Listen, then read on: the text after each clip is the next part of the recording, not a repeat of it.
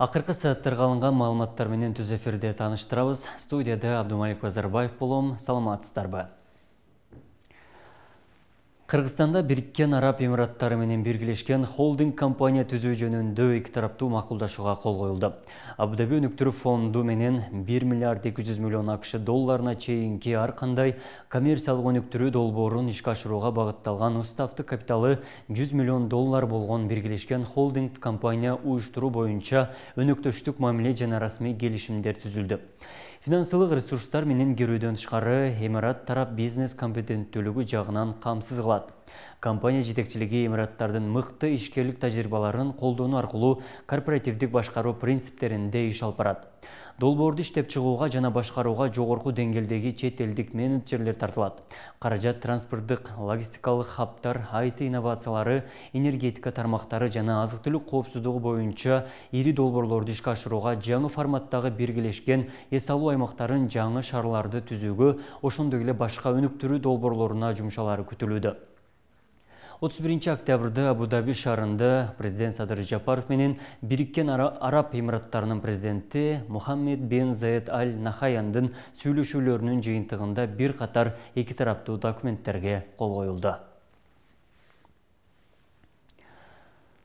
Асейин Исаев Кыргызстандын Индиядагы элчиси кызматынан бошотулду. Тиешелүү жарлыкка өлкө башчысы Садыр Жапаров кол койгон.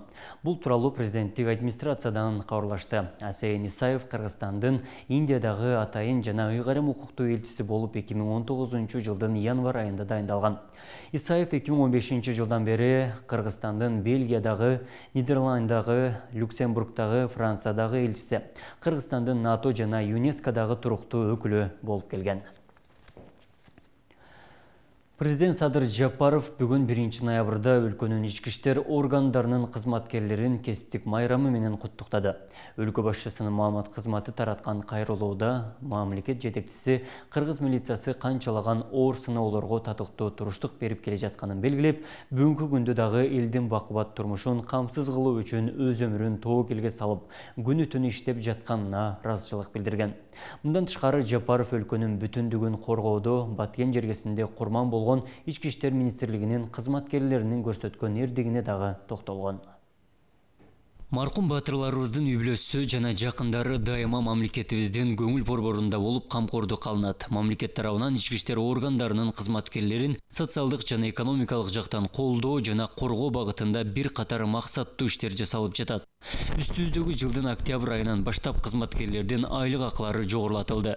Ошону менен бирге министрликтин айрыкча алыс каймактардагы түзүмдөрүнүн материалдык техникалык базасын жакшыртууга олуттуу көңүл бурулууда. Биз бүт өмүрүн коомдук тартипти сактоого, кылмыштуулук менен күрөшүүгө арнаган ардагерлерибиздин мекен үчүн жасаган көп кырдуу эмгектерин дагы унутпайбыз. Аларга ар дайым сый-урмат көрсөтүүнү парзыбыз деп билебиз. Менин милиция мени коргойт деген сөздүн маанисине жараша эл мүдөөсүн орундатуу зарыл.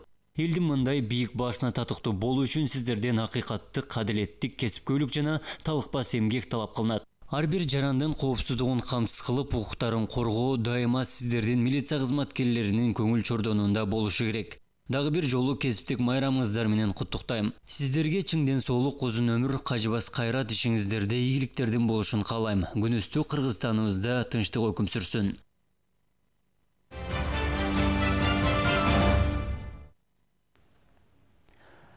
Жогорку кеңештин эл аралык иштер, коргоо, коопсуздук жана миграция комитети кемпир-абад суу сактагычын Кыргызстан менен Өзбекстандын биргелешип башкаруусу жөнүндөгү келишим долбоорун жактырды. Бул тууралуу комитеттин төрагасынын орун басары Чолпон Султанбекова билдирди. Анын айтымында келишим долбоорун жыйынга катышкан бардык депутаттар жактырышкан.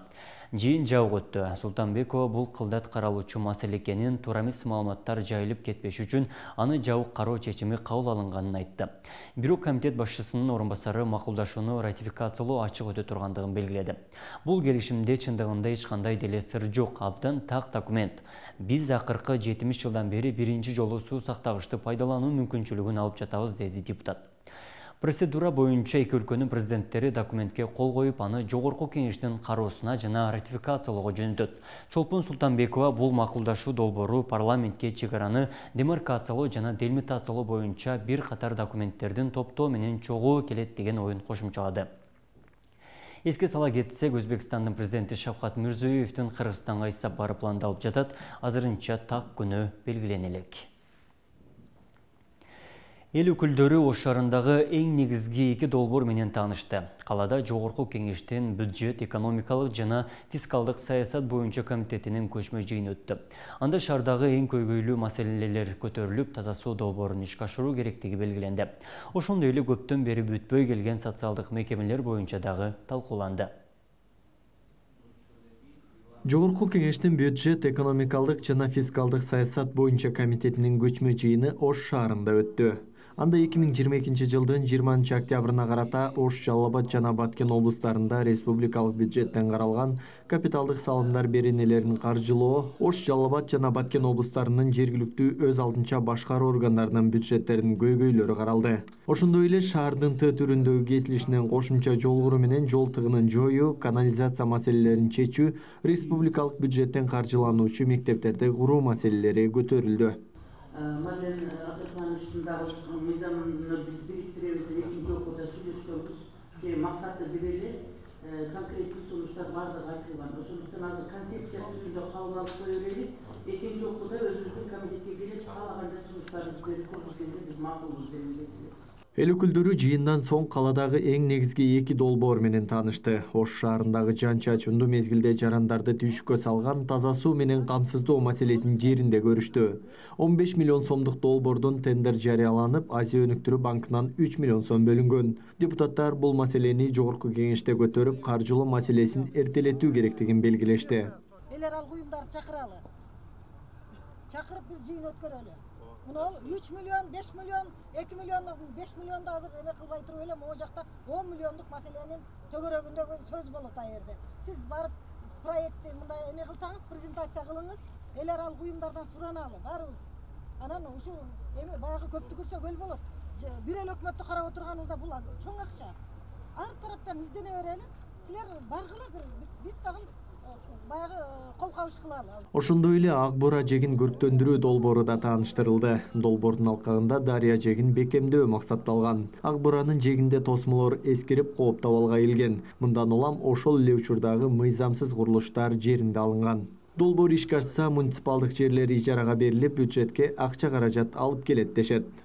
Бюджеттен акча кетирип атат деп атат да. Мына ошол суунун жээгиндеги муниципалдык жерлер бар. Болсо менчикке берилип кеткен жерлер болгон. Биз ошолда сот аркылуу бүт жерлерди өндүрүп, кайра биздин баланска алганбыз да. Ошол жерде ошол проект долбоору бүтүп кала турган болсо, мына сиздер аркылуу элге жеткизип коюшум керек. Мына чоң жерлерге ошол шаардык мэрия конкурс негизинде арендага ошол жерлерди берсе болот. Ал өмүр бою ошол жерде миллиондогон бюджетке акча түшүрө турган жайларга айланат да. Бул биз жергиликтүү өзүн өзү башкаруу Ош шаары, местный самоуправление. Булар өзүн өзү башкарып, өздөрү акча таап үйрөнүш керек. Бюджетке кошумча киреше табыш керек. Акча табыш үчүн акча власть этиш керек да. Ошондой эле эл өкүлдөрү шаардагы бир нече жылдан бери бүтө элек социалдык мекемелер менен таанышты. Алардын курулуш иштерин тездетип, бюджеттен кошумча каражат бөлүп берүү керектигин да белгилешти. Исак Туратбеков, Бектур Мойдонов, Ош ТВ.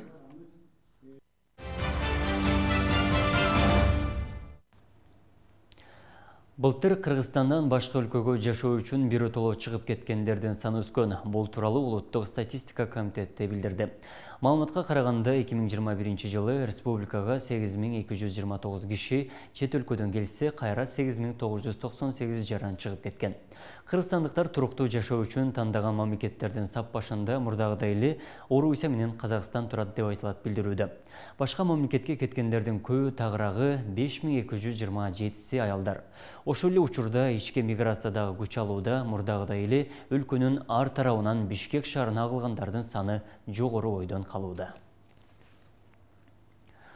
Улуттук кыргыз фильм киностудиясынан 2 тасма Туркиядагы Курмака фильм фестиваль сынагына тандалып алынды. Бул тууралуу киностудиянын маалымат кызматы кабарлады. Маалыматка ылайык эл аралык сынакты атсалышчу 2 фильмдин бири Талайбек Куландеевдин «Үй сатылат» кино картинасы, ал эми экинчиси кыргыздын Кыран кыздары тасмасын Асель Жумабаева тарткан. Мындан тышкары режиссер Садык Шернияздын Курманжандатка тасмасы Түркияда өтчү 2-нчи эл аралык Коркут ата Turkish World Film Kinosu фестивалинин ачылышында көрсөтүлөт. Иш-чара 1 ноябрдан 5 ноябрга чейин Түркиянын Маданият жана туризм министри Мехмет Эрсойдун колдоосу менен Бурса шаарында өтөрү айтылды. Сиздер акыркы сааттарга алынган маалыматтар менен тааныштыңыздар. Ушул жана башка маалыматты Ош ТВ телеканалынын социалдык баракчаларынан да күзөтсөңүздөр болот. Ал эми мен сиздер менен коштошом. Күнүңүздөр ийгиликтүү улансын.